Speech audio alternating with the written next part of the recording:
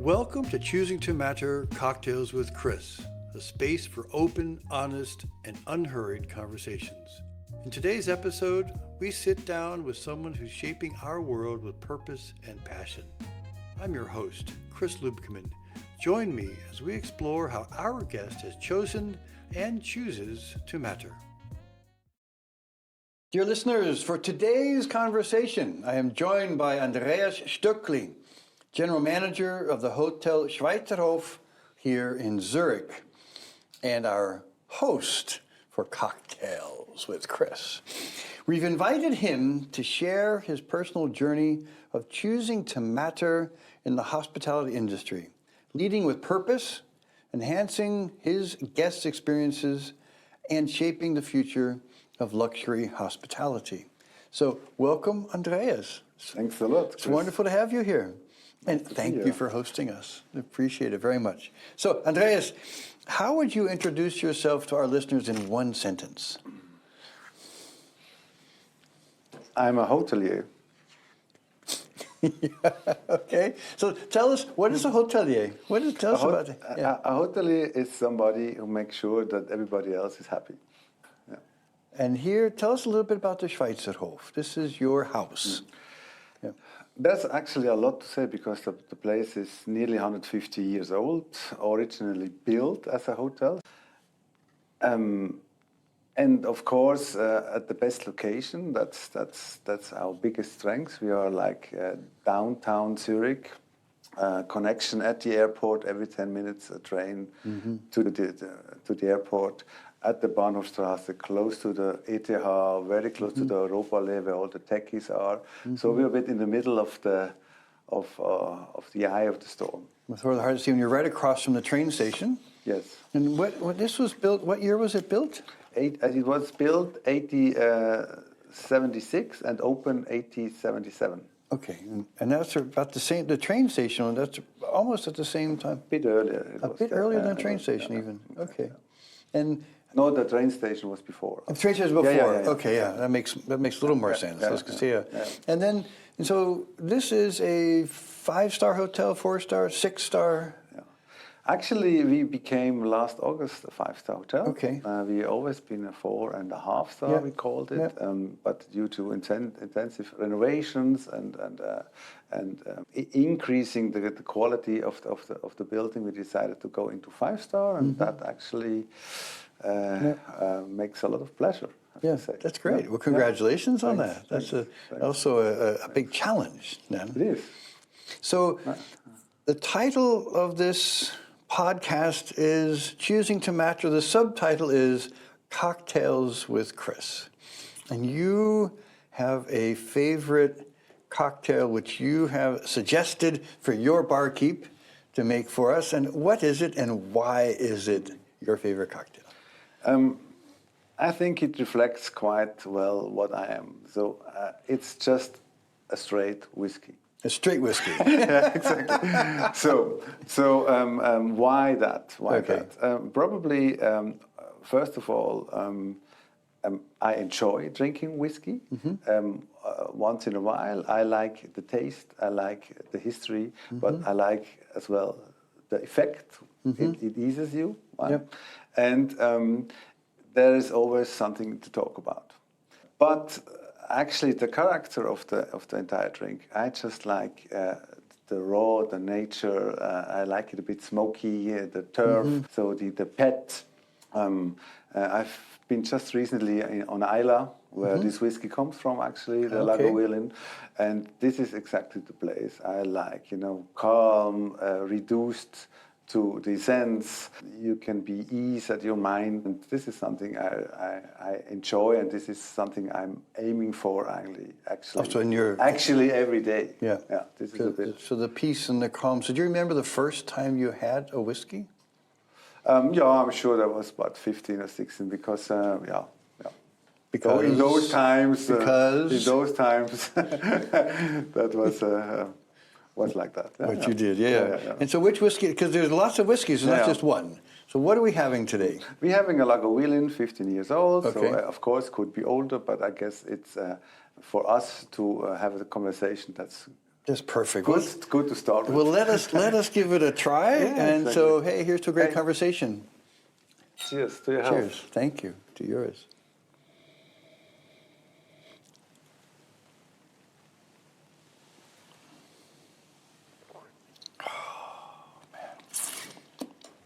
I have to say, I also love a peaty scotch. I really do. That's really beautiful. It warms your heart and your gullet all the way down. It's true. And you can feel it, it just flashes back to Isla, I have to say, yeah. The memories, Very and nice, so and the peace, and the, as you said, and the landscape, because there is gorgeous, I think. Yeah, and you know the clear how it is honest, it is clear, it is rough though, but it is very honest. I guess in this clarity, this honesty, how does that manifest in your life as a hotelier? Maybe more as a leader than a hotelier. Okay. It both goes along though, but I think it helps if you find yourself clarity to lead. It makes it more understandable as well for the others. Tell me more about that. Give an example of that clarity for you. At that moment, where you the first time standing mentally naked in front of your team, and that you show them everything, and they go with you, then there is a clear understanding of what I want and what I expect from them or what they expect from me, and that's something I guess if that point is reached, you have a great team. Yeah. I guess in a way, it's sort of, as you say, with the whiskey, it's a very... It might help to go to the clarification process. It might help. Yeah, okay, well, let's see. So I want to ask you a little bit more about you. How would your grandparents describe what you do now? They are my grandparents. How would they? Are they still alive? That's a bit complicated, actually. That's a bit complicated. Yeah. Yeah. So it's because, not because I'm not sure what they know because I haven't ever met them. Okay. No. Okay. So how would you imagine someone of that generation would describe you? I can say what my father says, and he's very proud. Okay. Yeah. And I'm sure that. What would he say? How would he describe his son's job?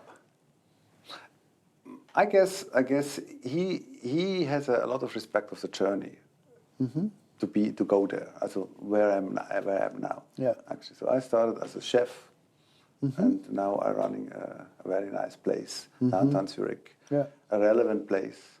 So without any help from anybody, so I did all myself, paid the school, and so on and so on. And I guess that's what makes him proud, that he raised a son which stands in life by himself and he can manage his own life. So I guess it's a lot to be proud of. I'd say. Yeah, very much so. So when you would talk to him, how would you describe to him what you do? It's, actually, I invite them all often in here, but actually it is, of course, a bit abstract. Yeah, as a GM or as a leader of any places, there is a lot of abstraction in it. So what I do is actually I make sure that my people do the best, that the clients feel good. That's a bit, and there are a lot of details in there, but that's in the end what I'm doing. Make sure that the philosophy we have is alive and stays alive. That means highest guest satisfaction, but as well a high focus on the employees and a high focus on the product. So that all goes together. That is what I'm taking care of, making sure that the entire experience when somebody comes in is to its expectation or probably even better beyond. Yeah, that's about to exceed their expectations. This is your goal every day. Yeah. Yeah. So yeah. What's interesting to me with what you do in your role is you have to make sure that everything at the front of the house works and everything in the back of the house works. All the things that a guest will never see or should never see. I think that's also a very interesting role as a general manager. You have to see everything, right? If you run a hotel, you have a lot of tasks. Actually, it is a building reconstruction, renovation. It is food, drink, guest experience, philosophy. It's a flower bunch of activities. But you know, if you do things quite a while, you should know one day what you're doing. Yeah. So. And so, do you know what you're doing now? More than before, of course. More than yesterday. More than yesterday. More than the day before. That's for yeah. sure. Yeah, exactly. Yeah. So, would you say that it was fate or design which brought you here into this role? Was it fate, Schicksal, or was it really? To the role into this particular hotel, it was a bit both. It was being at the right time, doing the right thing, and having the chance to get it. So that was, I think, because I decided. I've been a corporate hotelier, means a chain hotelier, and I decided to go in the private hotelier part. And I just knew that the guy who ran the place before goes in pension in about 2 years. So I actually showed up, said to him, how's the setup? What you doing? I want your job. And I want your job. But really, I said that. So that means that is a lesson I can give to people. It's like if you want to have a job, don't wait until you see the advertising. Go there and tell them whenever you're ready. I'm here and I want a job. And that is probably it's better to be first and to be better probably. Yeah. That's really good. That's great advice. I mean, this is when I created my role at my previous company, I called up a friend at Procter & Gamble and said, Mark, I want your job. He said, no, you can't have my job. I said, no, I don't want your job, but I want your job in my company. How do I do it?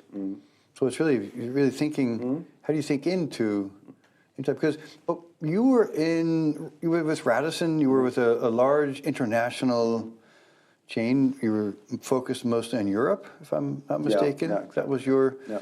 And what made you decide that you wanted to move to the private sector? Well, both private sectors, but to the private hotels, not the chain hotels. What?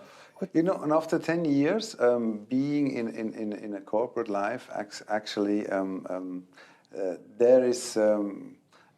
In a role as a GM, you jump from hotel to hotel in different countries, but doing the same, but jumping just the countries after a while. That's very interesting in the beginning, but when you have a family and so on, you want to actually have a bit of stability, and for the kids especially. And it was easier in a private sector than being in a chain. And secondly, I guess that's something that happens to everybody in the corporate world. The older you get, your boss is getting younger, and you heard a lot and you've seen a lot, but still, I guess it's easier to get old with dignity. In a private hotel than in the national chain.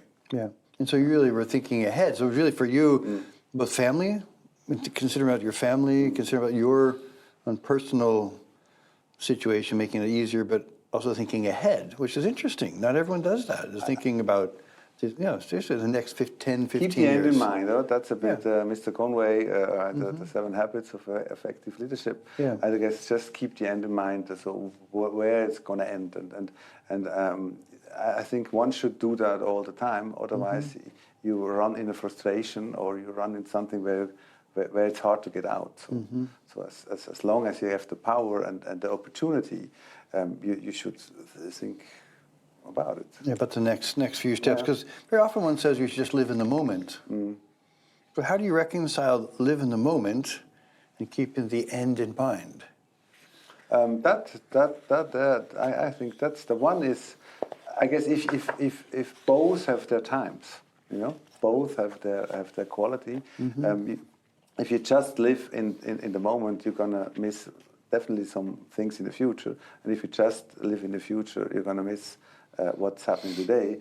So there needs to be a mixture, and then it's a bit about the situation you're in as well.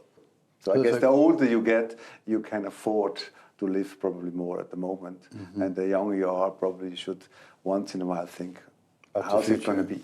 So I guess it's a balance, right? And it's thinking of each person finding that balance and how you make those choices. And so when you were 16, what did you want to do with your life then? I've been there already a chef for 1 year in Really? apprentice. I've been cutting my fingers, burning myself, got screamed at, and worked 6 days a week. So I joined my apprenticeship when I was 15, went out when I was 18. So I knew exactly. Let's put it that way. My mom said, "Boy, become a chef. Then you always got something to eat, and it's warm, and there is a nice environment." I said, "Good idea, I do it." Wow. So she actually pushed me there, and I was a good son. I said, "Yeah, that's a good idea." And I liked it from the beginning. I loved it from the beginning.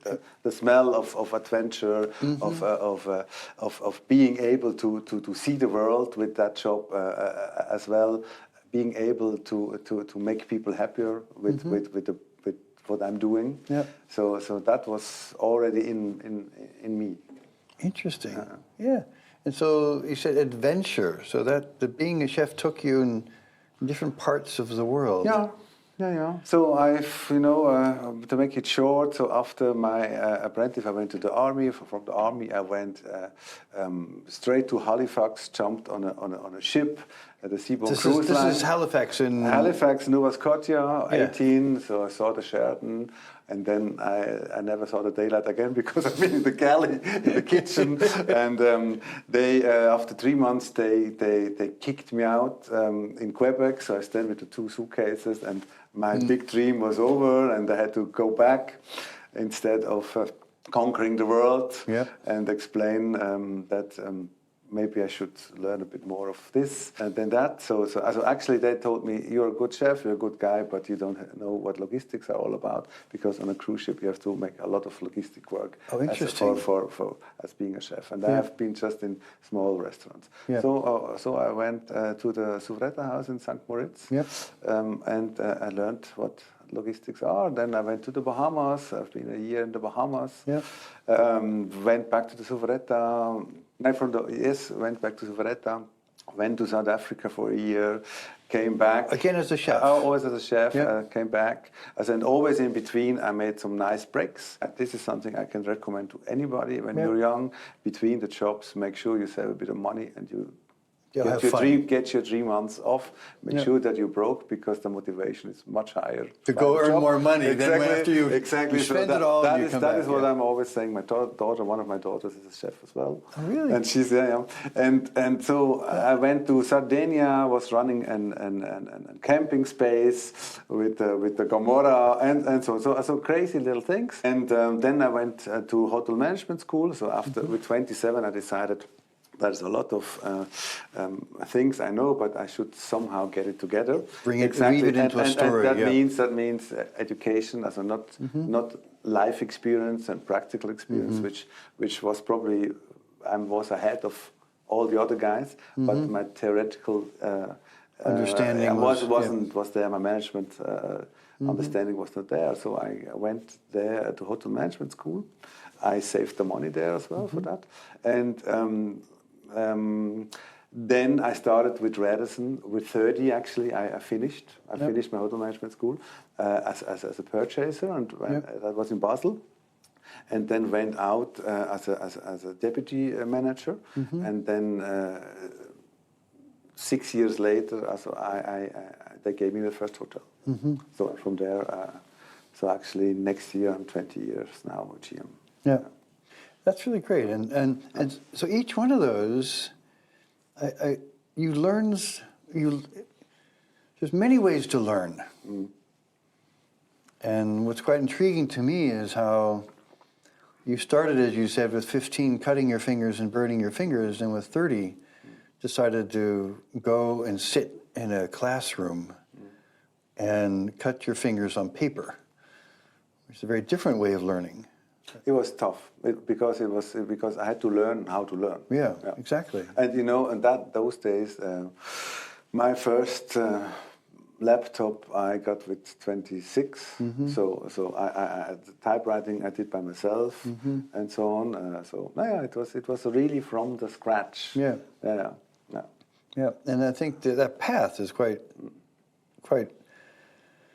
meandering, but very powerful, because now when you're here, you can look at a kitchen. Do you have a little bit of Heimweh of like, when you see the kitchen, you feel the smells, you kind of go, oh man, that was the good old days? Or is it more like, oh, thank goodness I'm not there anymore? Actually, my profession became my hobby. And this is the best, actually, what can happen to you, right? Yeah. So whoever likes to cook knows that cooking is quite zen. It is focusing. It is you can cut. It is very spiritual, actually. And there is not one day where I'm not in the kitchen at home. Really? That's not one day. Yeah. No. So because I know how to do it, I open the fridge and I see two things, and I do still my miracle. Not as a wide range as I've done before, Sure. but I still know how to do it. But I'm not missing the power play, because being a chef means 2 times a day you're on high adrenaline, because you have to deliver on time. So it's actually project management every day. So if you talk about students, every quarter, a chef does that twice a day, every day. And if you don't deliver, you get the feedback right away from the guests, right away. So it's. I learned a lot in the kitchen, actually. I learned a lot about people and teamwork and being on time, and so it helped me as a manager. People, teamwork, being on time. Be under pressure, as a high performance under pressure. Yeah. This is something I learned, and this is something which helped me when there was timelines and so on. Give me an example of a memory a lesson you learned the hard way. As a chef or as a chef? Yeah, as a chef. There's a lot. Just give me one.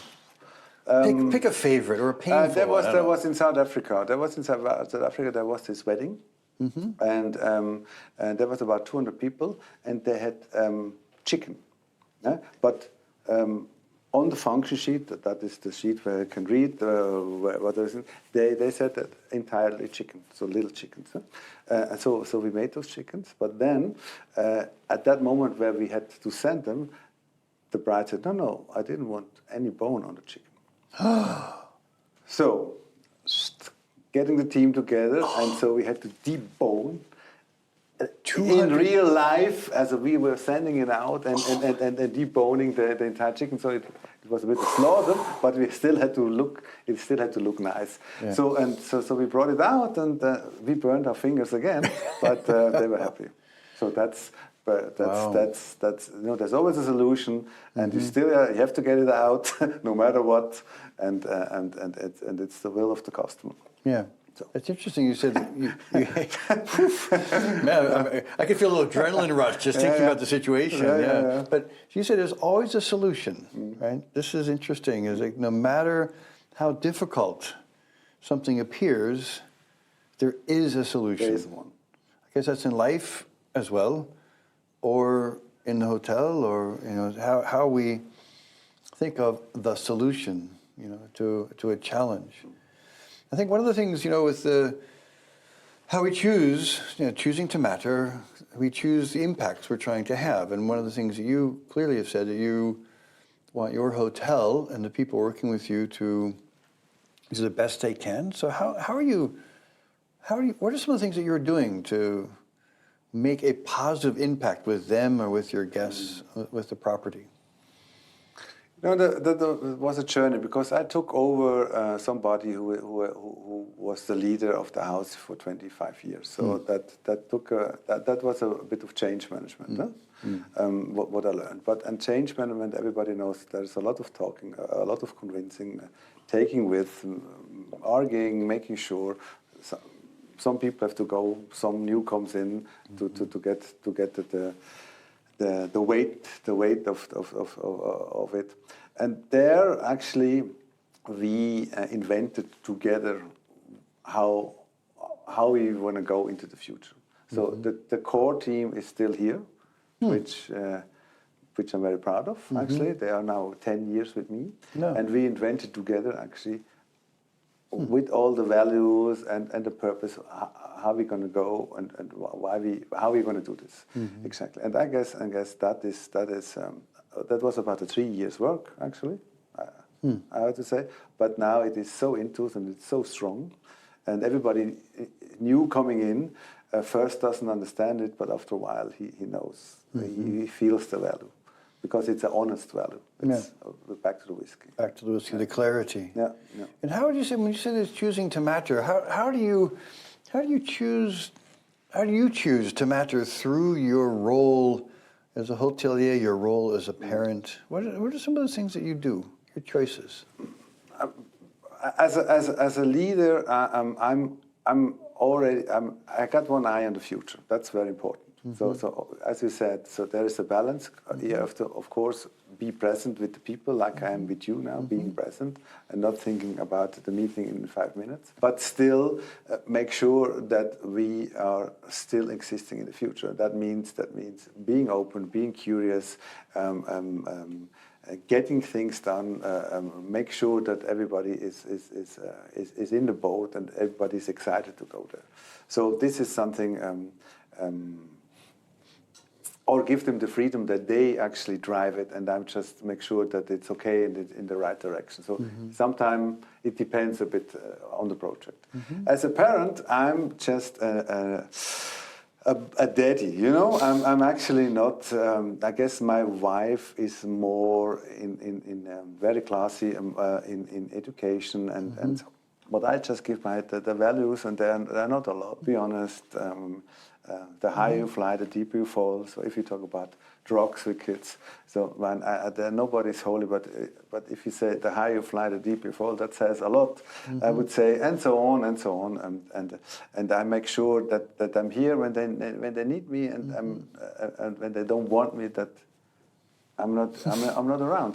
So very open with my. I got 3 ladies, 3 girls actually, and I'm doing just my thing there, and I guess being is the role model, and there's no concept, actually behind.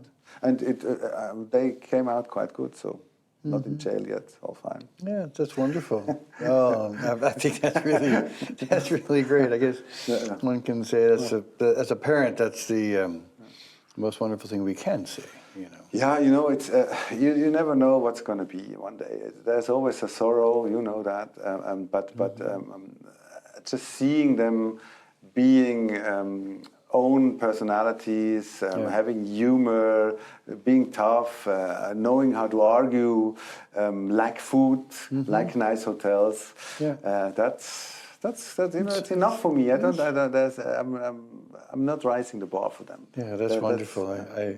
I think it's actually quite important, especially when we think about our hopes and our desires for ourselves, and then also for our children and for our parents, and how those all weave into this kind of big story. You know, how they all come together.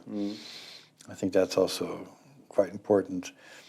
I want to ask you, so when we think about impact, and I know at the Schweizerhof, there are certain things which you have implemented with your team, looking at sustainability, looking at climate change. What are some of those, and why did you introduce them? That's a bit coming out of Radisson, which has originally been a Scandinavian chain, which has always been a long time ago, since I'm in the hotel business. That means since 2000, they had sustainability on the flag. So actually I'm a bit born into that. And they laughed at me as well sometimes, because we had some Max Havelaar coffee when everybody was saying Che Guevara comes now and talks to me. So it was very controversial. So it's a long journey, and there's a lot of small steps. But I believe just that if we do something and if we can avoid making harm, we should do it. Yeah, we should do that. And it's a bit controversial being a hotel living of people flying in and out, but at least concentrate on what we can do. Yeah. And so when I arrived here, it's an old house. It's per se sustainable. Sure. You know, this place is 150 years here. All this building had been teared down and built back. And Once we're or still twice. here. Yeah. So and there is as well these chairs you're sitting on. They are 60, 70 years old, and so on. So there's a lot of things, and then we just had to make aware what we're doing. So we decided to go for a label. An international label, because our clients are international. So I didn't go for a local label because our clients are international. So we went for Green Key, and which is a tough cookie actually to fulfill the audit every year. But it is a tool to actually put in all our activities which we do for climate, environmental, education, cost savings in energy, and so on, to put it all in and make it measurable, no? And having pressure on it to continue. And there's a lot of things we did. We did, for example, if you're in a hotel room, for example, you get your keys actually to make the electricity on. You know? Sure. So that's something which is quite common. Yeah. But now what we did as well is like as soon as the guest goes down and she checks out, automatically the room sets back to a standard, which is a low energy level without losing the comfort, because that's always a bit the balance. Yeah. Being a luxury hotel, so we cannot freeze the room. Yeah. It needs to be in a comfort zone, but not that, because if an American comes in and he wants his, or a Texan, let's put it that way, and he wants his 17 degrees and it's still too hot, so the air condition really runs crazy. Yeah. And until we installed this tool, it was running through 2 hours until the room cleaning lady came and put it back manually. Yeah, so that saves us about 15%. No kidding. Yeah. Just having technology connected. That's great. I mean, it's like you said. So awareness is one of the first steps. To make choices, you have to know what you need to do in a way, right? This is what you said. You have to assess and to become aware. And something, it's now on our everyday agenda. It is trained. Everybody gets trained. There's a lot of benefits we get out of it, I have to say. Sure. It is not just savings. It's as you said, impact, but impact marketing-wise, but not a lot. We're not playing with that. For us, it's a thing on the side. It's a companion. It's not a tool, but it helps mostly in recruitment. Young people, and just last week I had an exit talk with a young chef lady, and we always ask, what did we do good, what could we do better? So I asked my kids as well always, how was your day, what was the good, the best, and the least. But I asked the employees as well, and she said she likes a lot that we take care of sustainability. It means having local product and not just, once in a while, if there is a good catch of nice sole fillets from the Mediterranean and they look fantastic, we buy them in as well. So we are not radical in that case, but we try. And funny enough, the market is taking it. Interesting. And they are very happy actually. They don't need to have overfished fishes. They are fine with what they find. I think that's really great, especially as you said, that the younger staff, the younger generations who almost now expect that or want this, and you're able to serve those needs. And it's interesting because the luxury market is very often criticized as not being able to serve a sustainable market? It's not, you have to, you really have to, it's a very important thing how you communicate it. Also if you make greenwashing, you're gone. So we take it serious as far as we can go, and the rest is our business. Yeah. It's our business where people get paid off. But we can always have a look how we do it. Yeah, I think that's important. So if we think about the future, when you have children, you have young employees, what excites you about the future? You know, as you mentioned in the beginning, we have a new chapter of being a 5-star hotel now. So that is something which can be developed to access excellency in any case. This is something I think fantastic. But privately, for me, it's like now my kids soon out. I like to travel again, and probably that is a bit because I had this break in between. I like to see the world again, and I hope that we can still go to all the places in the world. That's a bit that. Yeah. But when you think about the future, so you're excited about traveling. What about other parts, other aspects? Because we're in very challenging times these days with the climate, with geopolitical. There's all sorts of things we can get worried about.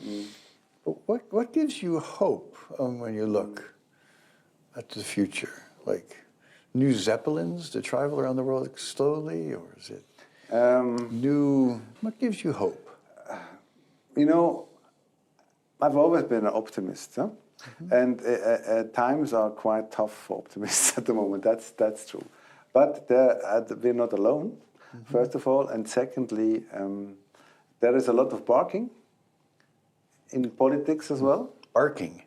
Like everybody's barking, and let's see if they really bite in the end of the day. Okay. Because there is the interdependency. Although there is still an interdependency, and if there is not one, we have to build one. So let's talk about the tech indifference. Yeah. Then Europe probably has to increase the bar that there is a dependency on the other side as well, and probably probably competition helps even to have a better world. This inequality is a bit heavy, but. I'm not somebody who's looking too far ahead. Actually, I believe in the circle of influence a lot. So that wherever I can have influence, I make sure I invest. Where I don't have influence, I'm not worried too much because either I go into politics and become the next president. Or I leave it and have, of course, my opinion. And luckily, probably, that's a bit being in Switzerland, being quite safe still. That is probably just a bit. I think the circle of influence is an important one. It is. Yeah. It is a decision. You know, it is a decision.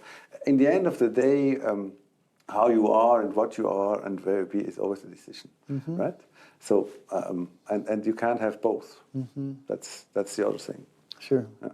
And so you've chosen to influence what you can here, or I believe that the smallest cell. That's a bit guerrilla. Like if I can influence the cell, I'm in for good. The impact is that's what I'm able to give actually. Yeah. Otherwise, I would have gone into politics. I would have gone in another way. Yeah. Sure. And that smallest cell is the hotel, is the family. It's 110 employees, which I can influence. I can influence my colleagues. I can influence quite a lot of people with my opinion. But it is not my role to convince them. No, it's not. And maybe to go back to this, what really excites me. There is a lot of excitement, though, in, of course, technology. I like, the thing is, in a hotel, you got these two very contrasts. You got this analog story, but we both talking, being together, feeling each other. The physical presence. Yeah. which is actually our core business. Sure. which are going to be a very well-paid core business in the near future, I'm sure. And on the other side, you got the distribution, and you got technical improvements, which are highly technology and interconnected. And there are lots of connectivities and a lot of technology behind. We got algorithm for revenue forecast, for pricing, and so on. We got guest satisfaction surveys, feedbacks, and so. So there's a lot of technology which will change a lot. That will all change crazy. So keeping the balance between the core business 1 and the core business 2 is a huge challenge. One is a lot of pleasure, the other one is a lot of challenge. And to make sure that it becomes a unit and not a two parts. That those weave together in some seamless way. So exactly, and having the people there, the right people, and having the right tools, the right decisions. But there, I can dream of a lot of what could be easier actually, and I'm sure we are closer to that than we've been about 2-3 years ago. I'm sure. Yeah.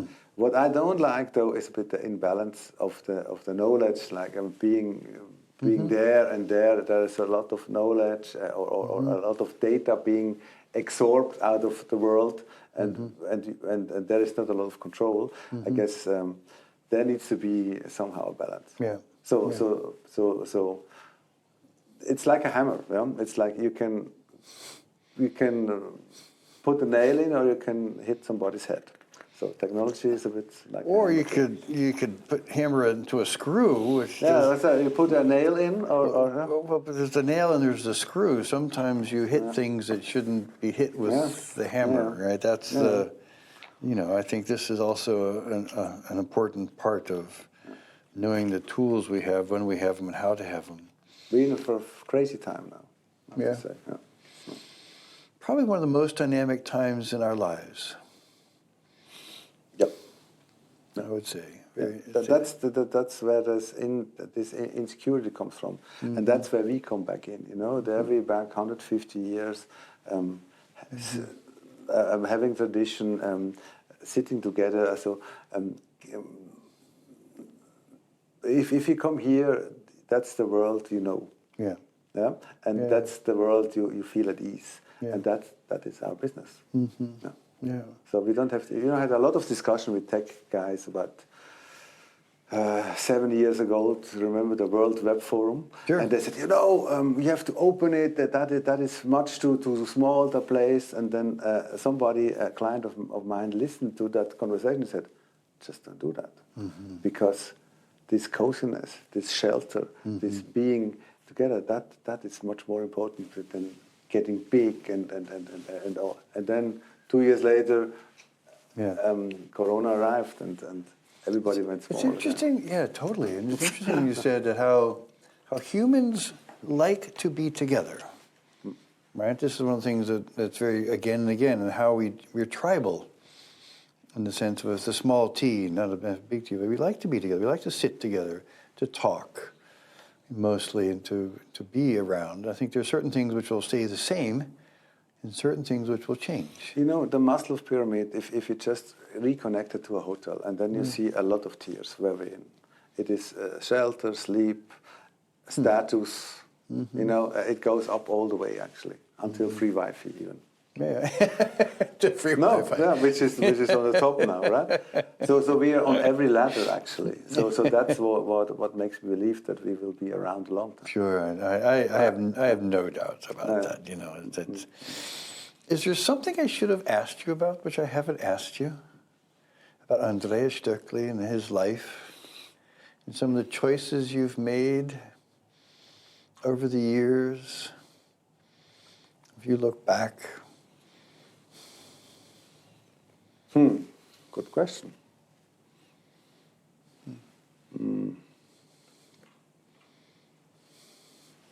What could it be? What have you asked other guys before? No, it's no, there is actually there's no hidden agenda. No. I think it's fine. One of the things I really appreciate, Andreas, about you and your passion is your focus. And even from with 15, when you said you were burning your fingers and cutting them, your focus was on how you can create something excellent for others and help others. And through that, with their being in a place of, I can't think of the word in English, Geborgenheit. What's that in English? You know? In English, Geborgenheit. Because it's a beautiful word. Yeah. Feeling really safe, feeling safe, feeling at home, feeling cared for. I think that's something which is great, and that how important that is today and will be into the future. This is not going to change. And how you, through your leadership and your clarity, you choose to matter through being a good leader. And I know this, I'm talking with you and your team, and I know that if one wants to learn more about you and the hotel, where do they go? Oh, the best thing, they have a lunch with me. No, they have a lunch with me, or as I said, they go to the website, hotelschweizerhof.com, or actually we're here, that's a good thing about us, we're here since 150 years, 24/7, we are here for everybody.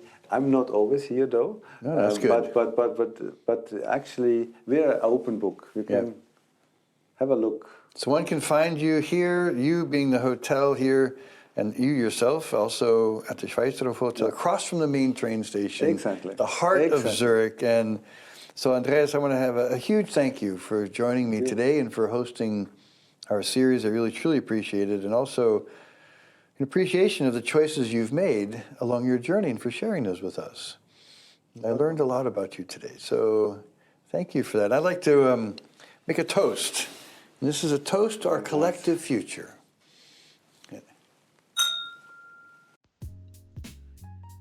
Thank you so much for listening today. It's really been a pleasure to share this story with you. And I look forward to seeing you again soon and meeting our next guest. And as always, do something today that makes a difference in somebody's life. Choose to matter.